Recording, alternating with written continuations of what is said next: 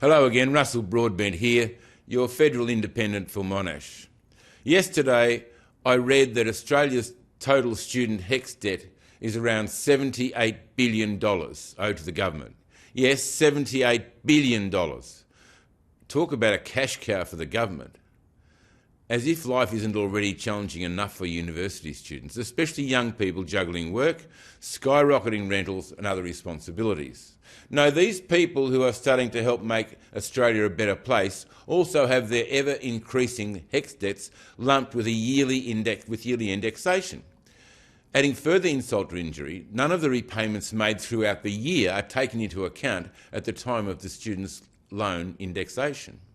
And the indexation rate almost doubled from an average of 4% over the past few years to 7.1% in 2023-24.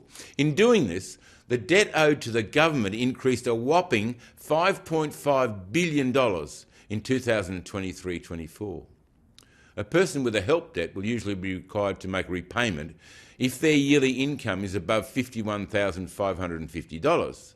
That's not a lot of money these days. It's what a supermarket checkout operator earns, usually doing a second job. It's barely enough money to live on, let alone have indexed debt taken out. No wonder students are living off 2-minute noodles and tin tuna. It's our precious teachers and nurses who carry the biggest repayment burden of any group, so the stats show me. And according to the ATO statistics, it's women who hold the majority of student debt in Australia. So these HECS and help debts are in fact further entrenching women's economic disadvantage in Australia. So why is it that women have a heavier debt burden? Well, more women undertake university education, a fact. But on average, men can expect to earn higher incomes after graduation than women because their workplace is less interrupted. This is a maths equation that simply doesn't add up. But there's another blow lurking for women. Because they bring life to the next generation and take the most time out of the workforce raising children, it means they spend much longer repaying the debt, which flows on financially to reduce their superannuation nest egg. It's a vicious cycle for them. We should be investing in our future doctors, teachers, lawyers, nurses, bureaucrats, public servants, people who we all will rely on in years to come. Indexation to debt which is incurred from tertiary education is in this year unfair and unjust.